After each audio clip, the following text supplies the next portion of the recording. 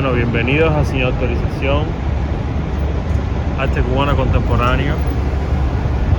Estamos en Harlem, New York, West Harlem. La exposición es en The Wallach Gallery, la Galería Wallach, que es la galería institucional de Columbia University.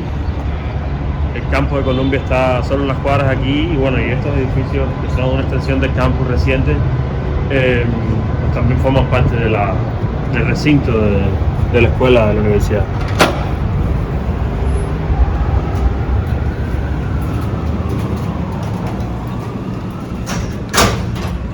El edificio no solo aloja la galería, sino también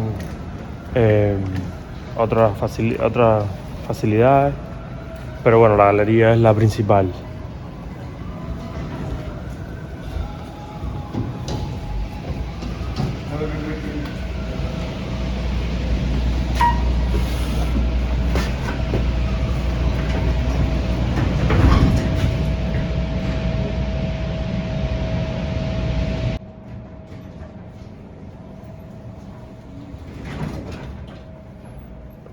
Igual esta es la galería. Aquí tenemos el wall text, el texto de pared que presenta la exposición, el título, un pequeño texto introductorio y los créditos curatoriales y de los artistas. En este salón, que es la entrada a la galería, nosotros, Gwen Unger y yo, que somos los curadores, decidimos pues traer La Revolución de los Artistas, este mural que Leandro Feal confeccionó por primera vez en 2021 para una exposición de arte cubano que ocurrió en Barcelona y que reúne de alguna manera varios relatos artísticos y políticos dentro de una misma gran imagen. En este caso se separó en dos para aprovechar las potencialidades del espacio, y de alguna manera Leandro ha estado documentando el proceso artístico de lucha en contra del decreto 349 que iniciamos en el año 2018, que terminó en el juego de fútbol, luego por supuesto a los amigos y colegas del movimiento San Isidro, toda esa, digamos, movida y generacional que integró el periodismo, el arte, el activismo, y algunos precursores como Calaforra. El mural además trae fotografía, trae diseño, trae fechas emblemáticas que han sido parte de la historia reciente de Cuba, como el 11 de julio, como el 27 de noviembre. Aquí de hecho está el manifiesto en inglés. Hay fotos de personas que han sido protagonistas de estos momentos, como Tania Ruera, como el periodista y escritor Carlos Manuel Álvarez, como el rapero Michael Osorbo, el artista Hamlet La Bastida. Allá veíamos también a Luis Manuel Lotero, y bueno, en estos pequeños cuadros que van a ver aquí están pues los funcionarios, ¿no? Abel Prieto, Fernando Rojas, el ministro de Cultura Arpido Alonso y el presidente Díaz-Canel. Esos personajes grises que aparecen así repetidos como píxeles son también parte de esta narrativa de arte y represión, ¿no? Este mural integra una experiencia que no es que haya iniciado de modo separado, sino que de alguna manera ensayó varias estrategias, pero al final del día, que fue el 27N, fue el movimiento San Isidro, o sea, uno una lucha más radical, otro una lucha más, digamos, intentando mediar con las instituciones, que además venía del grupo 10349, que había trabajado yo personalmente y muchos de los artistas incluidos en este show. Pero este mural de alguna manera representa ese momento de unión entre esos dos circuitos del arte que se fueron conociendo mutuamente, ¿no? Un circuito, digamos, más establecido, digamos, o educado formalmente en las escuelas de arte, y un circuito más, digamos, autodidacta, que tiene que ver con la experiencia del artista de la calle, o con el poeta de barrio, o con el artista negro, que básicamente ha sido privado de oportunidades según el diseño colonial de la sociedad cubana actual, ¿no?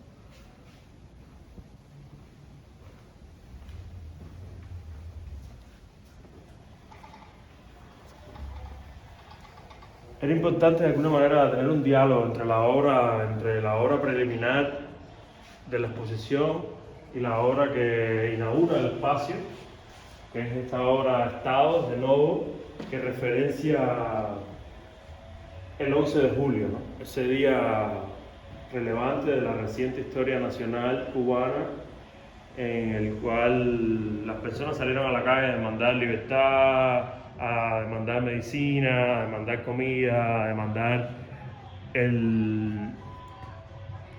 la cancelación del gobierno cubano actual del presidente Miguel Díaz-Canel.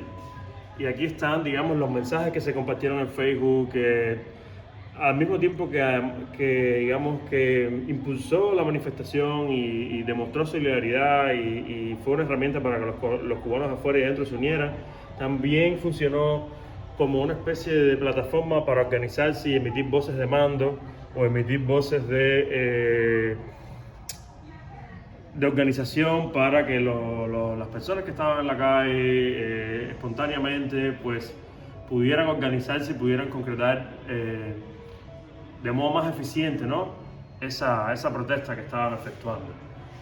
Entonces es importante el diálogo entre esta obra y la otra, porque si bien la otra es digamos, una entrada a la historia política, digamos, reciente del arte cubano, esta es una obra que sitúa, que de alguna manera le da preeminencia a la historia política de Cuba más allá del arte, ¿no?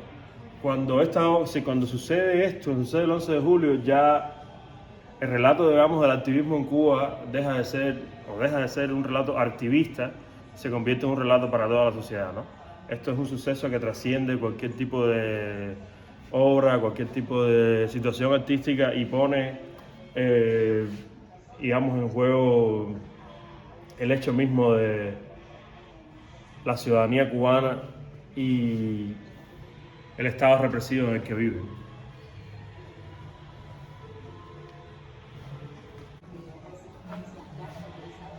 En esta área decidimos traer una instalación del Movimiento San Isidro, darle un espacio en el cual Yanelis Núñez Leiva, fundadora del movimiento, Ana María Ramos, también integrante y digamos, persona clave en el movimiento, y Claudia Henry, otra curadora, historiadora del arte, así mismo como Ana Meli y Anelis Núñez, que han sido de alguna manera los pilares teóricos del movimiento, pues organizaron esta instalación en colaboración con nosotros, los curadores, que básicamente trae una selección de materiales de video, de archivos, de movimiento,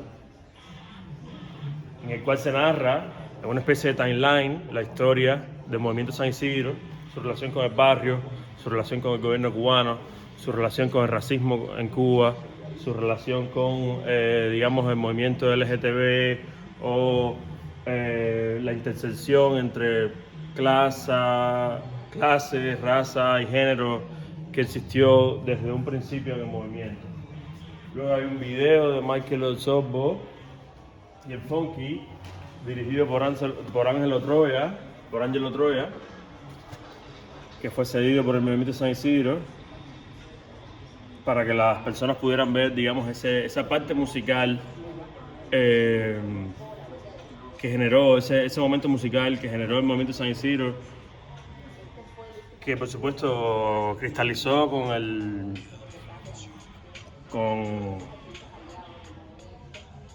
la publicación del video de Patria y Vida, que ha sido, digamos, el himno nacional de los últimos tiempos, pero que tiene una historia dentro del hip hop que es, digamos, anterior, es también más extensa y bueno, está representado en este video, ¿no? Aquí hay un poema de Mauri Pacheco, en especial es uno de mis momentos favoritos de la expo, que tiene por supuesto ecos de Vallejo. Voy a leer una estrofa Un policía golpea con su tonfa la cabeza de un opositor. La sangre brota, baña su rostro y con técnica de movilización le fractura el hombro, lo asfixia hasta el marrón. Este es un dibujo de Yacer Castellano, uno de los acuartelados de San Isidro, poeta, artista. Decidimos traer uno de sus dibujos como muestra del arte, digamos, que se produce o que se produjo al interior del movimiento. Esto representa unas tonfas de policía y patrullas que, por supuesto, el diálogo con la policía ha sido uno de los constantes de los constantes leitmotiv de la expresión del movimiento de San Isidro, porque básicamente esa expresión ha sido coartada por ese cuerpo policial, ¿no? Esta pieza, que se llama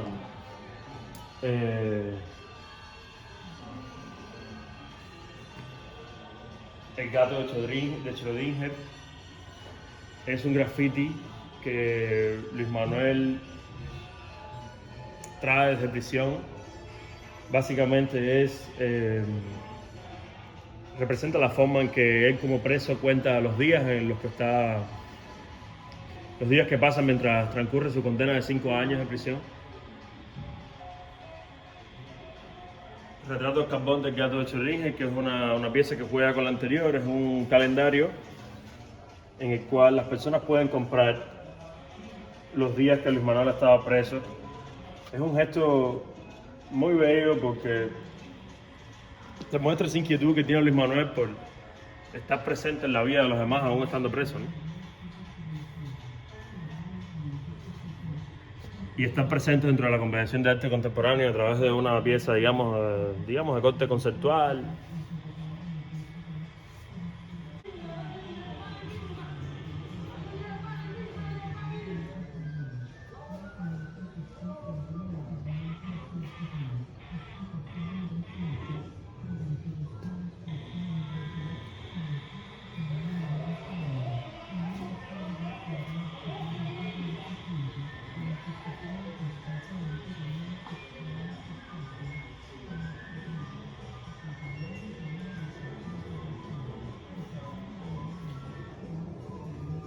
Aquí estamos ante la obra de Lester Álvarez Menos y Kevin Ávila, en colaboración con Román Gutiérrez Aragonese, Santiago Díaz Geme, Héctor Antón y una colaboración especial de Das Coquis, ese mítico grupo que no se deja ver pero que está ahí.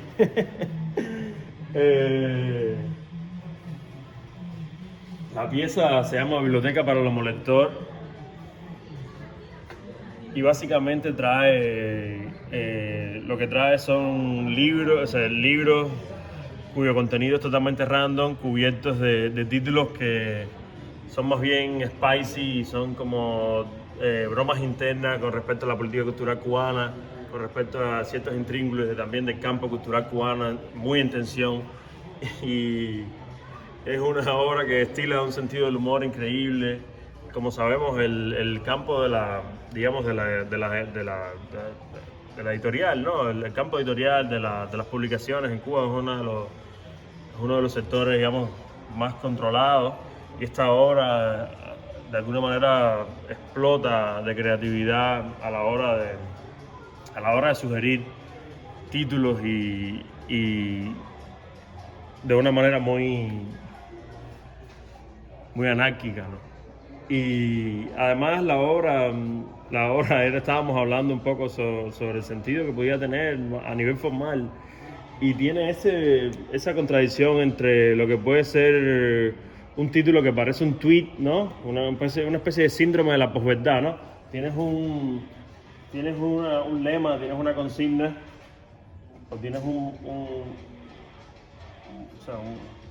sintagma que no tiene ninguna relación con lo que está contenido en los libros, creando esta especie ahí de difracción, ¿no? Que por supuesto toda la teoría de la deconstrucción la trae, pero esta obra es como un ejemplo más de cómo crear una herramienta para sospechar de eso que llaman el fetichismo de la letra impresa, ¿no? Digamos, esa industria que construye el conocimiento y por consiguiente también construye el poder, ¿no?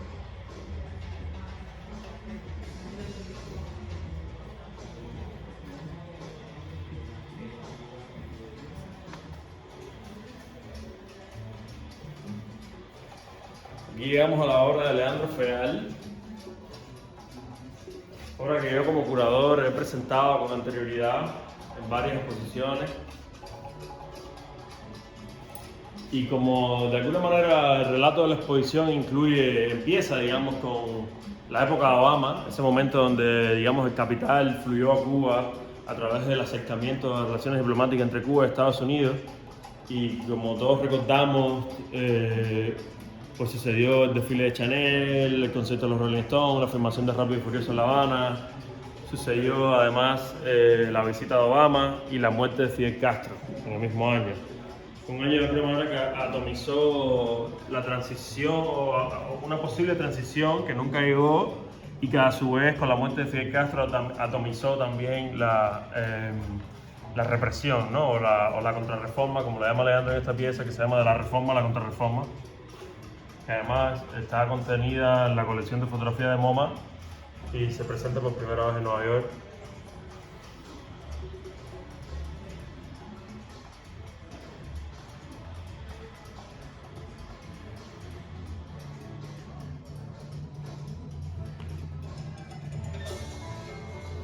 La obra retrata pues, ese momento y también sitúa al espectador en el contexto en el cual se produjeron muchos de estos objetos, o al menos inició este sentido común de lucha que desarrollamos muchos de los que participamos en la escena cultural cubana desde el año 2016 hasta la actualidad.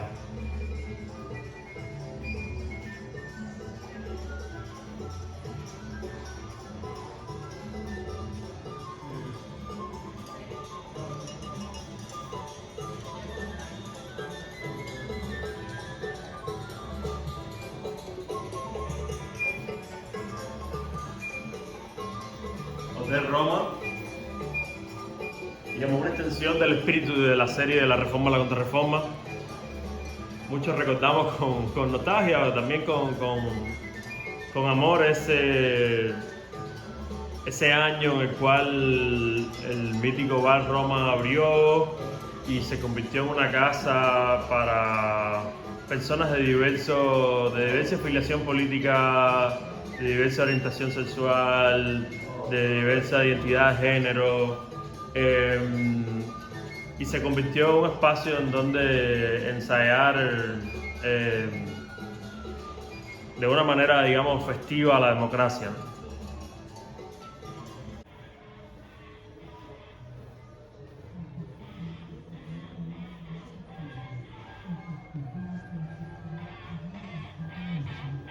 Luego tenemos en la exposición un momento, digamos, que recrea, si bien la obra de Leandro recrea ese momento del approach,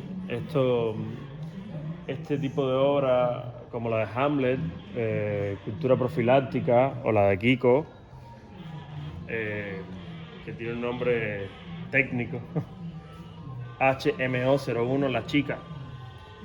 Ahora lo voy a explicar, pero son obras que de alguna manera recrean el relato de la Guerra Fría que es diferente en Estados Unidos y tal, de todo lo que de alguna manera en la historia de Cuba ha definido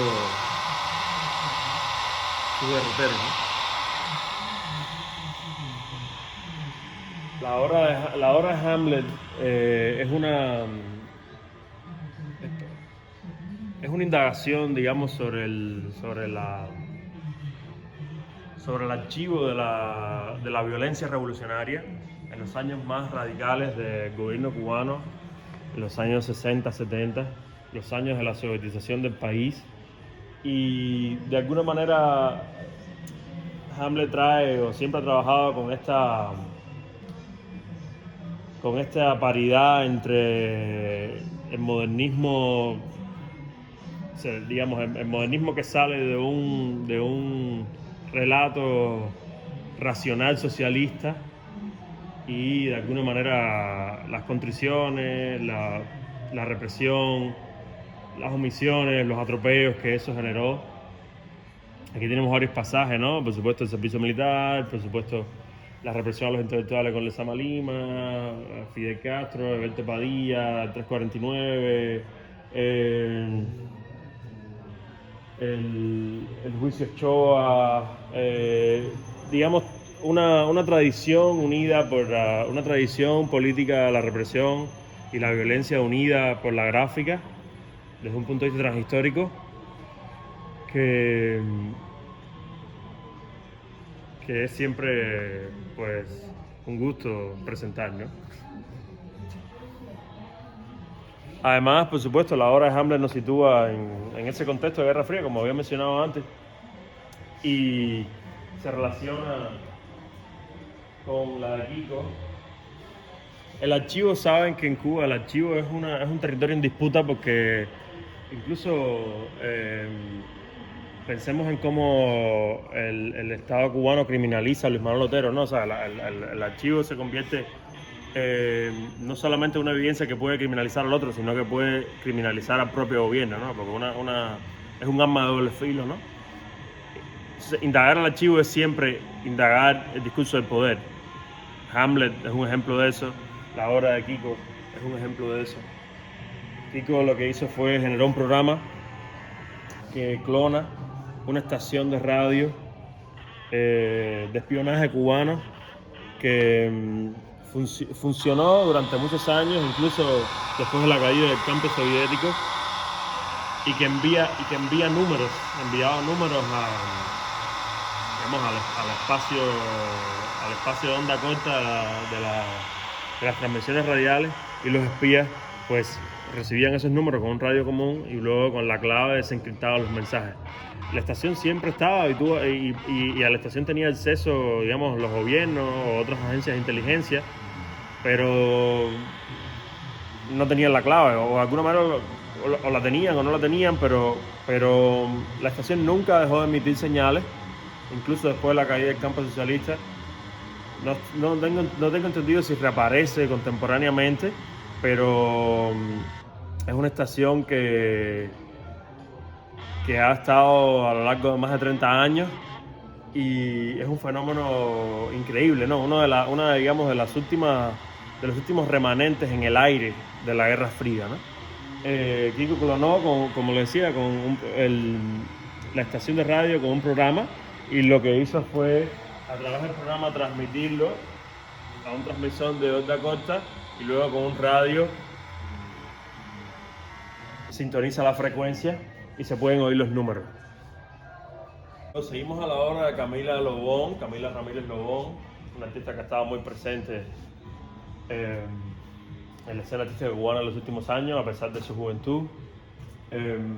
Decidimos pues brindarle este íntimo espacio a ella, a esta pieza, porque precisamente la obra es un archivo, un depósito familiar de objetos que a la misma vez que narran o que, digamos, se relacionan con la historia macro del país, de Cuba, pues también cuentan su historia familiar, ¿no?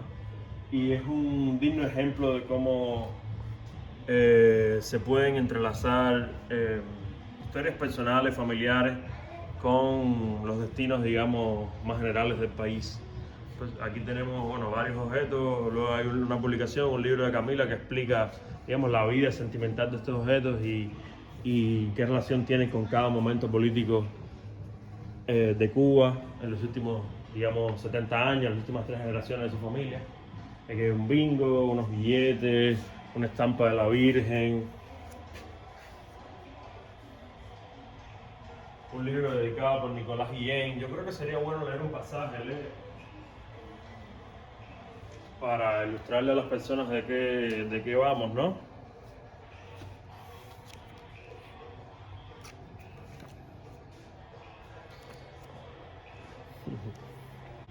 Voy a leer uno de los pasajes de la obra Camila para que se entienda y lo que estamos hablando de esta interrelación entre la historia, digamos, del país y la historia de su familia. Papi, una historia con su papá. Yo tendría unos 9 años y eran días festivos. Había carnavales en la ciudad. En la casa se hizo una fiesta y al otro día, como quedaba mucha comida y bebida, seguían llegando amigos y familiares de visita. Resulta que unas amistades del viejo se aparecen en la casa con Nicolás Guillén. Lo invitaron a comer y después se sentaron en el patio y conversaron un rato. En algún momento el papi viene y me dice que busca un libro para que Guillén me lo dedicara. Entonces fui a mi cuarto porque hacía poco me habían regalado cantidad de libros y cogí el que estaba a la vista, que era Alicia en el País de las Maravillas. Cuando voy para el patio, el papi me ve y me pregunta por el libro que había escogido. Cuando se lo enseño me mira de reojo y me dice, Alicia en el País de las Maravillas, ¿qué mariconería es esa? Chico, busca otro libro. Entonces regresé al cuarto y le llevé un hombre soviético, un libro soviético, como el hombre se hizo gigante. Ah, tú ves, ese sí. Como el hombre se hizo gigante, un libro, digamos, popular en la era de la sovietización del país en los años 70. Y bueno, Alicia en el País de las Maravillas, que ha sido un libro conflictivo para la imagen del poder en varias sociedades. Por supuesto no era la ideal para enseñarle a Nicolás Guillén, que era bueno, el primer presidente del UNIAC, poeta nacional, una figura, un genio de la poesía cubana, pero también un funcionario, digamos, fiel de la revolución y del gobierno castrista.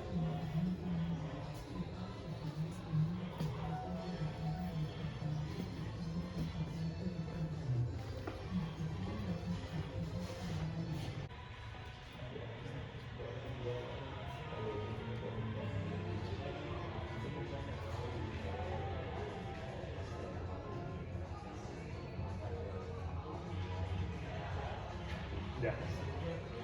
Ya. 2015.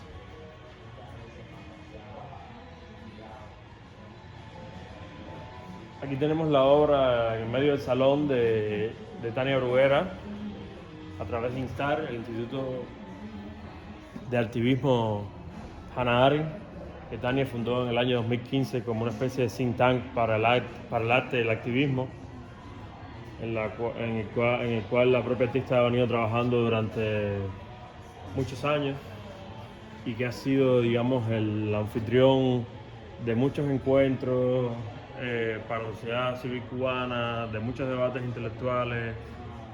También fue, digamos, la institución que generó un gran evento en la última documenta de Kassel, en Alemania, que incluyó a muchos artistas, tanto outsiders como artistas más mainstream y contribuyó, digamos, a generar ese momentum sobre el arte cubano que quizás está ocurriendo ahora y que esta exposición sea parte.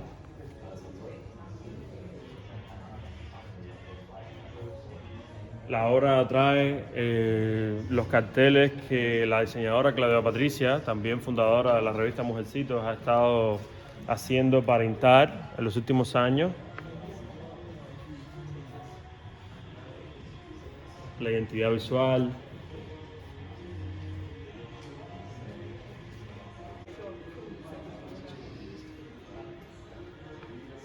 El libro de Marco Castillo.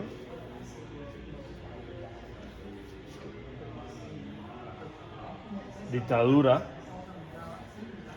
Este libro ha tenido una muy buena acogida por el público. Básicamente es un Trump de oil, ¿no? Una especie de ilusión óptica con la palabra dictadura que está calada a mano en el libro, creando estos patrones abstractos que luego pueden verse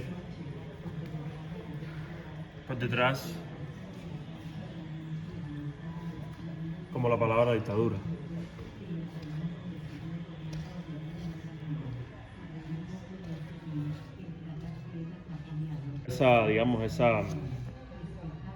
Ese matrimonio entre diseño, geometría y poder.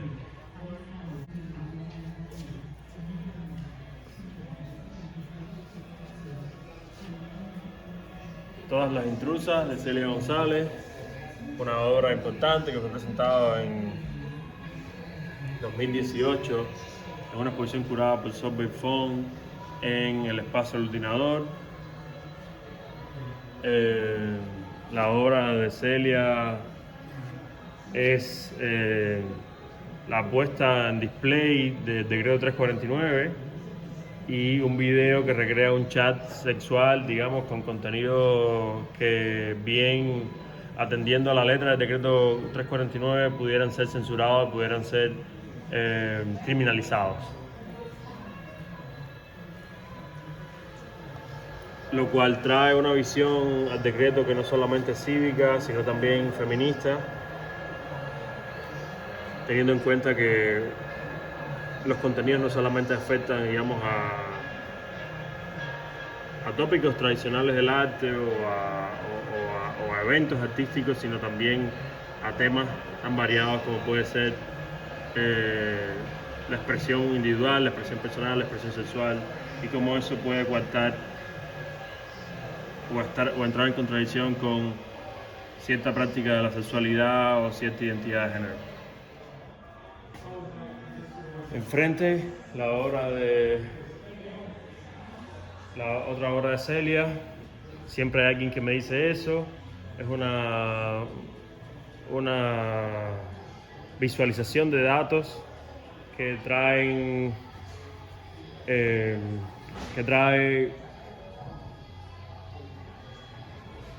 que consiste en poner en una gráfica de colores los años que los ministros cubanos y los secretarios de los departamentos de Estado u otros departamentos del gobierno de Estados Unidos han estado en el poder en los últimos 60 años. Como pueden ver, esta es la gráfica de Cuba y tiene largos periodos que por supuesto le corresponden a Raúl Castro, Fidel Castro, ministros vitalicios que ha tenido Cuba casi de por vida. Los diferentes colores son diferentes ministerios. Cada segmento es una persona que ha estado en esos ministerios. Lo mismo con Estados Unidos, pero es una manera, digamos, matemática y gráfica de comparar la política entre los dos países a través de la permanencia en el poder de ciertos sujetos.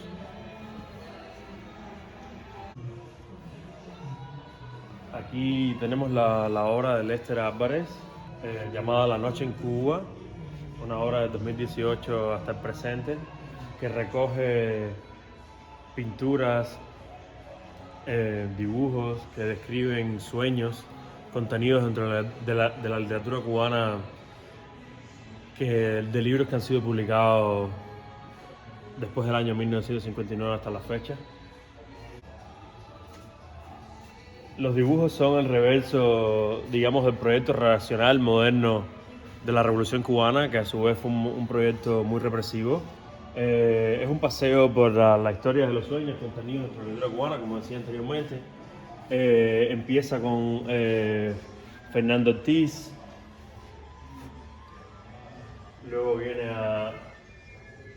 viene Lezama, Nivaria Tejera, Cómo llegó la noche, Edwin Matos, de alguna manera trayendo el orden de los sueños como complemento del proyecto revolucionario. Pues Lester invita a los espectadores a pensar en los pliegues de la historia, pero también en un orden que se convirtió para muchos de los escritores cubanos en una manera, o en la única manera, de referirse al territorio nacional.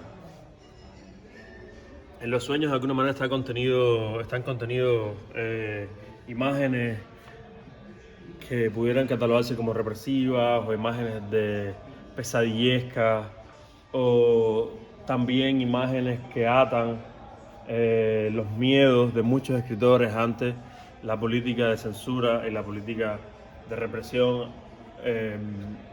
con respecto a los intelectuales, que ha sido una constante dentro del proyecto revolucionario cubano. Uno de los más representativos, digamos, Uno de los dibujos más representativos de esta obra es eh, estos dos que le corresponden a Boarding Home, una obra de Guillermo Rosales, una obra increíble de Guillermo Rosales, donde él narra la historia de su exilio en Miami, después de haber emigrado a través de Mariel en un home, en una casa para personas que no tienen, para enfermos mentales o personas que no tienen dónde vivir. Y esta obra es interesante porque narra cómo al mismo tiempo que esta generación no encontró espacio en Cuba, una vez en Miami, también fue arrasada, digamos, por un contexto que no era el ideal para ellos, un contexto que de alguna manera le imponía una lógica de mercado, una lógica de sobrevivencia a muchos escritores que no pudieron afrontar, y un poco muestra la tragedia de lo que es exiliarse, de lo que es el exilio, para muchas personas que creen que el exilio solo es una manera de prosperar, pues para otras sencillamente es la pérdida del hogar, la pérdida de la casa, pero también una entrada a la locura. Traímos a la exposición también fue Archivo 1 y 2 de Julio López Casal. Esta obra para mí ya se ha convertido en un clásico, obra que he tenido la oportunidad de mostrar desde muy temprano en mi carrera y que siempre me acompaña. Es un disquete, o sea, es una especie de objeto apócrifo que recrea un archivo, un falso archivo perteneciente a la seguridad del Estado cubana. Está inspirada en un texto que Julio leyó de Ponte sobre cómo cuando se abrieron los archivos del Stasi en los años 90 en Alemania, pues hubo personas que vieron dentro de los archivos del Stasi los manuscritos del Lezama Lima, ¿no? En este caso Julio imaginó que las cartas de Félix González Torres a su familia y las cartas de Ana Mendieta a la ONU con asunto a Cuba, pues habrían sido secuestradas por agentes de la seguridad del Estado, habrían sido secuestradas por el archivo de la seguridad del Estado, en estos disquetes típicos, digamos, de los 80, los 90, que hoy por hoy están obsoletos, pero que era la manera quizás en que se guardaba la información en esa época. A mí siempre me ha interesado esta obra que de alguna manera presupone que el lector ideal, el lector hermenéutico, ese lector que intenta agotar todas las posibilidades de un texto, ¿no? En Cuba es precisamente esa gente que lee, ¿no?, la tradición, ese policía que está leyendo la tradición y está tratando de agotar todos los significados posibles en un texto, ¿no? Además es una obra que traza un puente importante entre la tradición cubano-americana, que está en disputa, digamos, en términos nacionales, si es americano, si es cubano, a qué canon pertenece Ana Mendieta, Félix González Torres, que son dos artistas que están dentro del canon, digamos, del arte norteamericano, y cómo esta obra tiende un puente entre ese desdibujo de la nacionalidad que el exilio ha impuesto a muchos intelectuales cubanos, ¿no? La obra es un homenaje a volver a integrar el cuerpo de la cultura nacional de modo expansivo, no solamente atendiendo a los artistas de la isla, sino a los artistas que con raíces cubanas pues han hecho obras importantes fuera de Cuba.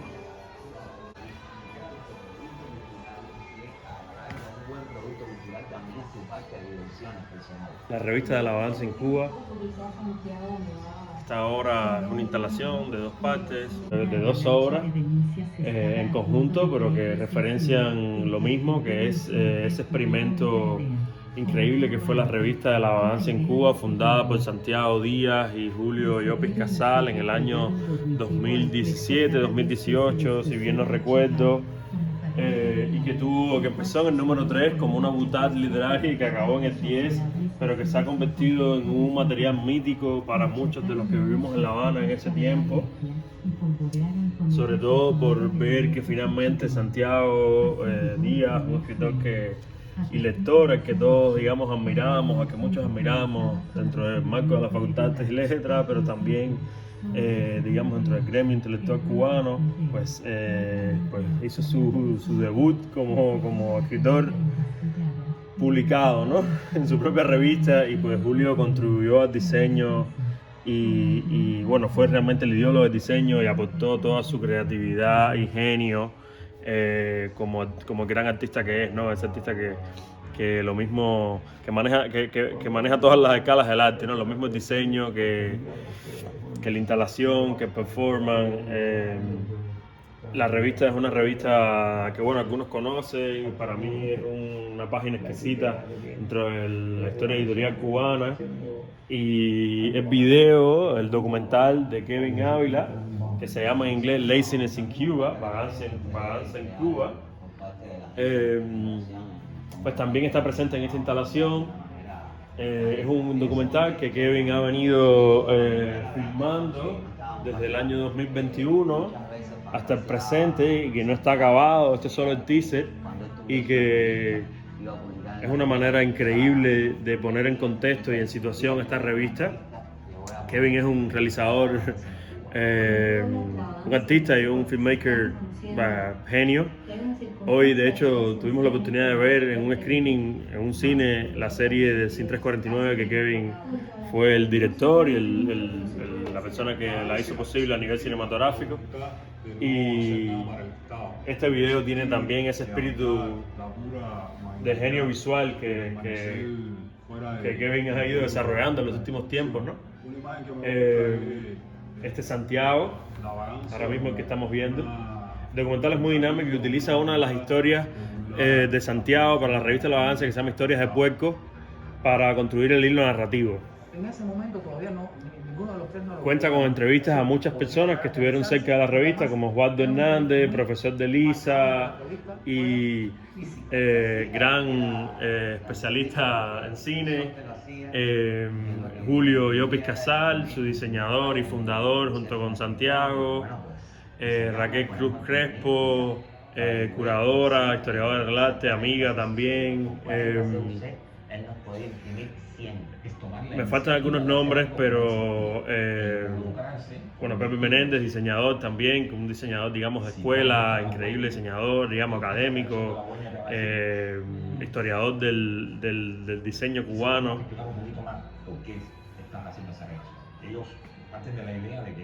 El video ha sido muy popular entre los espectadores, muchos llegan y se sientan y una vez que quedan atrapados por el video no se pueden levantar.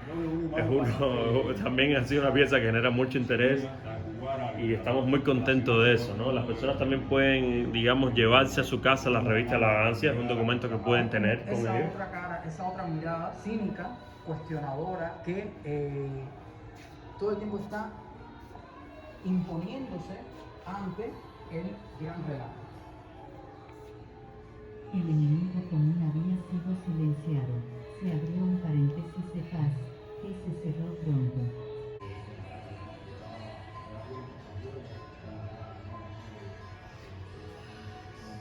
Entre la obra de Celia dedicada al 349 y la obra de Celia dedicada a la visualización de datos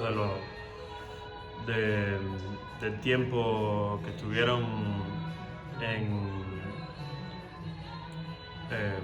sus cargos los ministros cubanos y estadounidenses, está el video de Sin 349, una obra de Leandro Feal, que básicamente es un clip de documentación al juego de fútbol que un grupo de intelectuales y artistas cubanos protagonizamos a finales del año 2018 como clausura del diálogo que pretendíamos establecer con las autoridades cubanas para eliminar el decreto 349.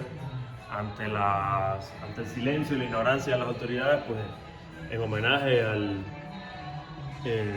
performance del año 1989, la plástica cubana se dedica al béisbol, pues decidimos hacer un remake, pero esta vez jugando al fútbol, de modo irónico, ¿no? En la obra participaron artistas que habían estado, digamos, en este grupo que se llamó Sin 349, que redactamos una carta en contra del decreto, pero también, digamos, artistas del movimiento San Isidro como Luis Manuel Otero, Amaury Pacheco, y fue un momento realmente muy lindo donde personas que realmente no hubieran, digamos, tenido una relación dentro del mundo del arte cubano por cuestiones gremiales, pues se unieron en pro de pues contestar y combatir el decreto 349.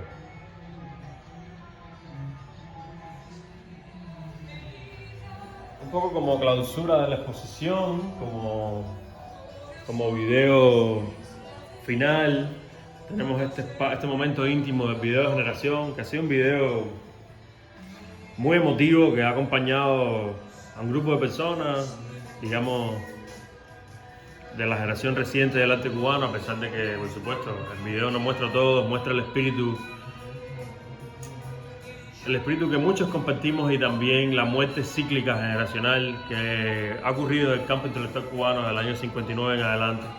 Ese momento de flachazo que cada generación tiene para poder cambiar el orden de las cosas, para poder integrar, digamos, una tradición que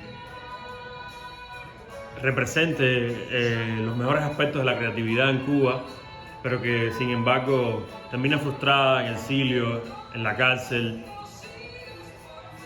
vigilada. El video de Marco es bastante expresivo, la música es de Beatriz Márquez, una canción de los 70 que tiene todo el dramatismo que el video aporta, ¿no?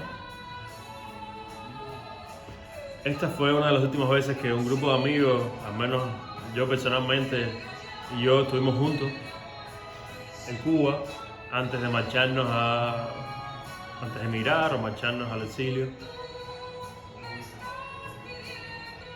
Es un momento de la época donde la gente viene a descansar, a sentarse en el banco, a mirarlo y realmente que ha tocado a muchos de los espectadores. El video es una obra de Marco Castillo y fue dirigido por el director de cine Carlos Lechuga.